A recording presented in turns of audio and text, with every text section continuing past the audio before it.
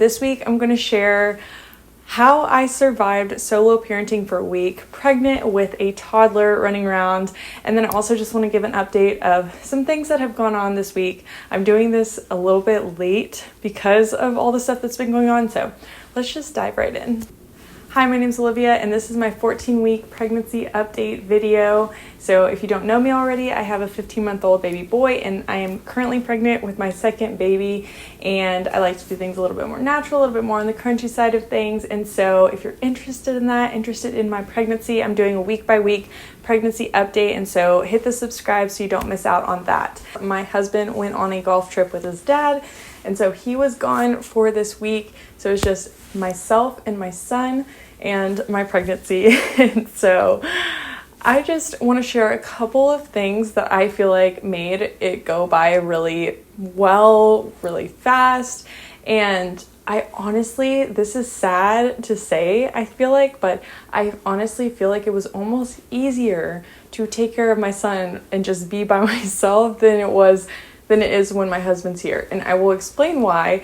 Probably should not be like this, but I just hear time and time again moms who are left by themselves for the weekend or a week or a month or whatever, and it's like, it's so hard, so difficult, which it is challenging for sure, and I only had to deal with this for a week, and so I don't want to even pretend like I know what it's like to just be a solo parent. But I just want to share a very positive week of solo parenting. Just hopefully this is helpful. So one of the things I did was made sure to plan out our meals, and it was kind of cool because like my husband doesn't like tomatoes, he doesn't like sun-dried tomatoes, doesn't like things like that, but I love them. So I was able to just plan out any kind of meal possible that I could think of that would sound good for me, because I still have some like things that don't sound good, do sound good, whatever. And just like easy things that I could put together that I didn't really have to think about. There was one day when I tried to make this like Asian dish, and I regret it because it was caused stress for no reason, and it wasn't even very good. I should have just stuck to something I knew, something that was easy, something that we both like, and I should have just done that. So that is definitely what I would recommend if you're by yourself. Stick to what you know, stick to something easy, good, things like that. And I did all my shopping at one time. It was super easy, and that just made like meal time, making food, all of that a lot easier. I also feel like for some reason, without my husband here, I took ownership more of like our house and the things around it that need to be done. So as I've said before, I have been lacking energy, and so honestly for the past month, like cleaning in our house has been at the lowest minimum you could ever imagine. It has been just dirty and disgusting, and I've felt very bad about it, but also I didn't have the energy to make a change. And so this week I got a little energy back, and so I just felt like this is dirty, I'm gonna clean it. These countertops are dirty, I'm gonna clean them. The faces have all the crust and stuff from my son, from his hands, from throwing food, whatever. I'm gonna clean it. Like every single day, there were times when I just felt like this burst of energy, and I was like, this is my house, this house is dirty, we're gonna clean it. So the week that my husband was gone, I had a cleaner house than I've had for the past month, which is insane.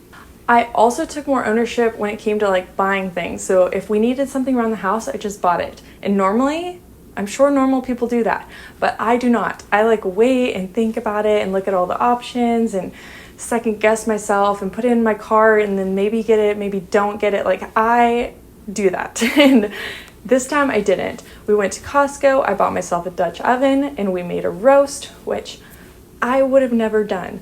I also bought new Tupperware. I've hated our plastic Tupperware. I've been wanting to get rid of it, but I have just been waiting, because if I get rid of that, then I need to get rid of plastic here and plastic there and this and that. And it's just like an ever-growing list of things that need to be like detoxed out of our house. And that is one that has really bothered me. I hate our plastic Tupperware. And so this week I just bought new, which is so unlike me, but I was just like, this needs to happen. I found it on sale, immediately bought it, didn't think anything of it.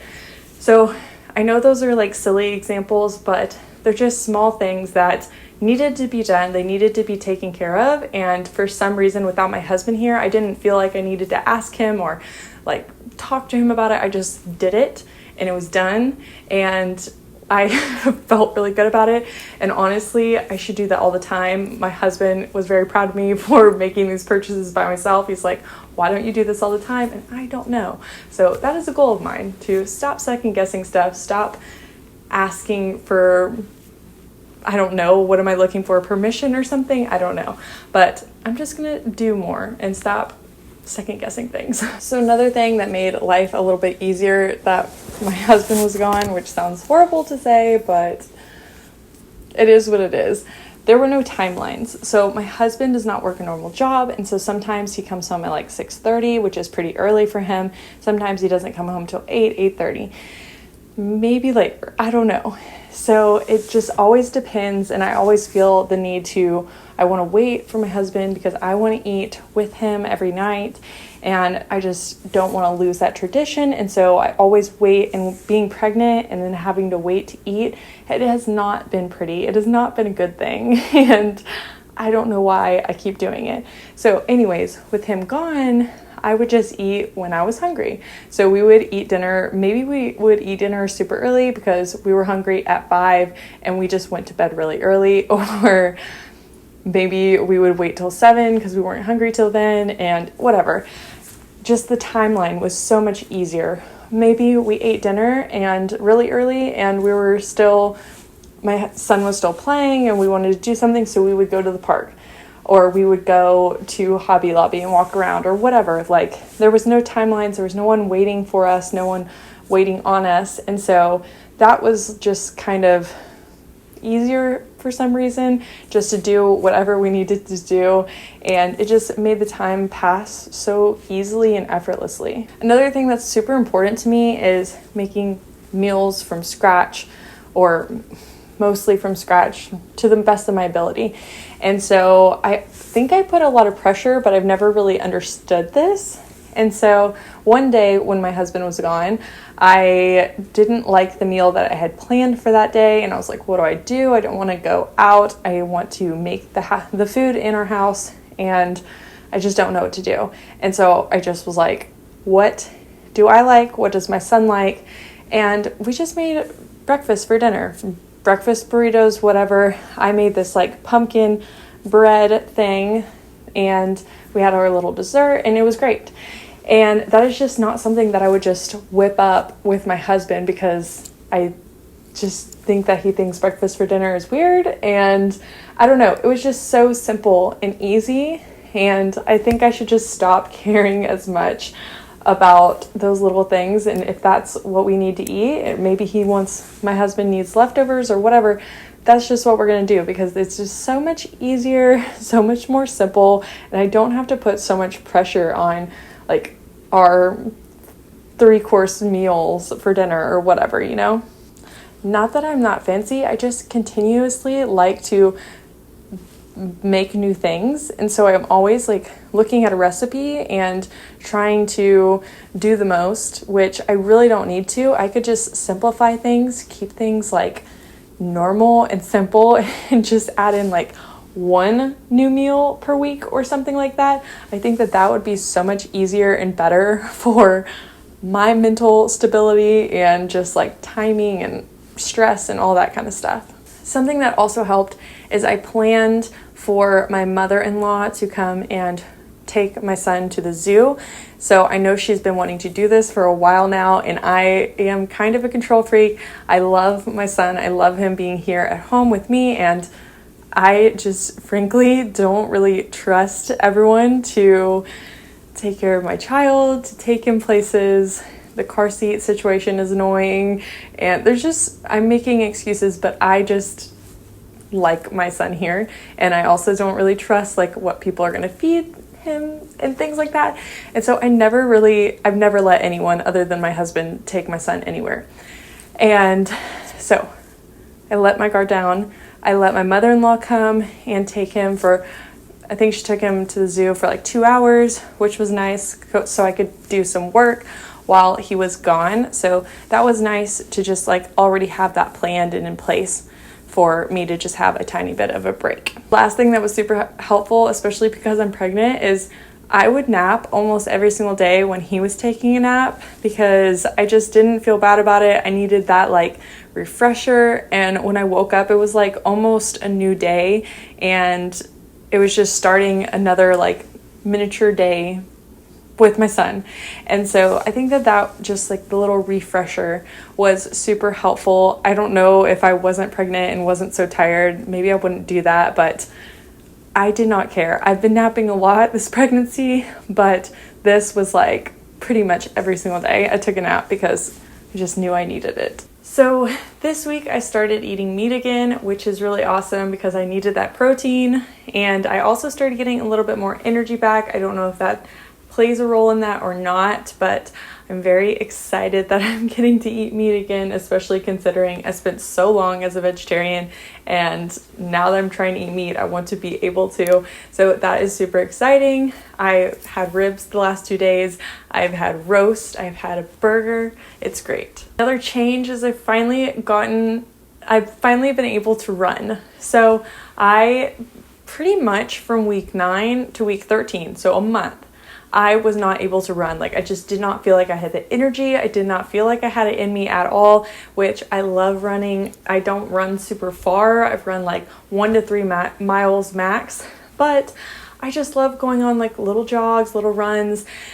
And that was just not in the cards for me. But week 14, it's come back, which is very exciting. I've just gone on 2 or 3 little runs with my son, and then I go to these workout classes. So I went to 2 and I was able to run in both of those. So that is super exciting. So happy about that. Something that's a little bit unfortunate, but whatever, I'm pregnant and it's just maybe this is how it is for me. I don't know, but I started already getting cellulite, and this happened last pregnancy, but not till I feel like further towards the end. I don't know if it's literally just because I spent a month of not running, which is like so stupid because I was walking and I was still working out, just not to the same intensity as before. But anyways, 1 month not running apparently for me equals cellulite. And so I, on one hand, am okay with it, and I know that my body's going to change and it's fine. And once I'm not pregnant, it's going to go back to normal and all is well. And a little cellulite is not the biggest deal in the world, but also I don't want to like not take care of my body and make it harder for me to like feel better, feel good about myself later on. And I definitely just don't want to get things out of control. And so I'm kind of like teeter-tottering on that, like trying to be okay with how my body looks and what is changing, but also not wanting to just like give up. I want to still like try to work out and not have as much cellulite as possible, if that makes sense. So that's kind of where I'm at with that. Another thing I did this week was buy a fetoscope. So I was going to buy this anyways further down the line, just for fun and kind of to learn my body and learn where the baby is positioned, and I just want to learn more. And so if I can find the heartbeat at home, I think that's really cool. Plus, I don't really think that my husband is going to go to any of the midwife appointments because I just don't know why I would need to drag him an hour away to go to a midwife appointment. I don't know. Maybe I'll have him home whenever I have a home visit, but aside from that, he's just not really going to be involved in the appointments, especially because I'm not doing sonograms for the time being, unless I change my mind. But, you know, a guy is not carrying the baby, and so whenever he went to the sonograms last pregnancy, I think it kind of like made it very real for him when he heard the heartbeat, and whenever he saw the baby on the screen, it's like he's not feeling the kicks every day, he's not feeling the pregnancy symptoms. And so it's kind of different whenever you're a husband versus a wife.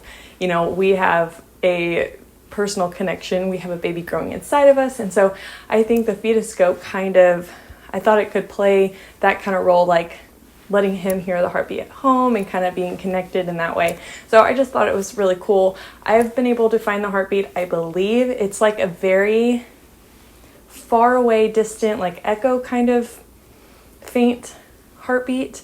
And I think I'm hearing it. I hope I'm hearing it, but I could be wrong. I think it's going to be a lot easier to hear once the baby is a little bit bigger. But I've tried with my husband one time and he wasn't able to find it. So I think we'll just wait a little bit and hopefully be able to get him involved in that way later down the line. So this week I also got my blood test back from the midwife and everything was normal, but my vitamin D and my ferritin levels were like on the low end of normal, and she said that that can contribute to a number of symptoms, but mainly energy, like lack of energy, which is the main thing that I'm like struggling with. And so for vitamin D, I'm definitely, we go on a walk every single morning, and I'm trying to go on 2 walks, one in the morning, one in the afternoon, to kind of add some sunshine into my life.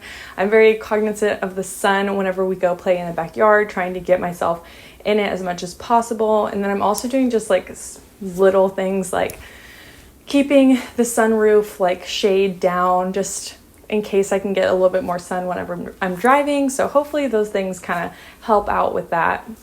And then the ferritin levels, from my understanding, it's kind of like your iron levels, and there are a couple of things you can do.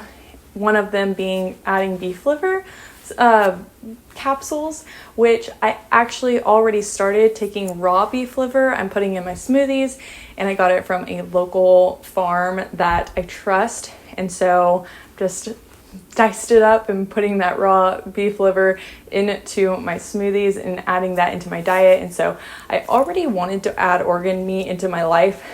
Aside from pregnancy, I just feel like that is something that back in the day, people didn't just eat one cut of meat.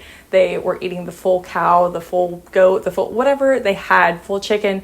They're eating the organ meats. And so I think there's a reason for that. I think they're important. There are tons of nutrients in them.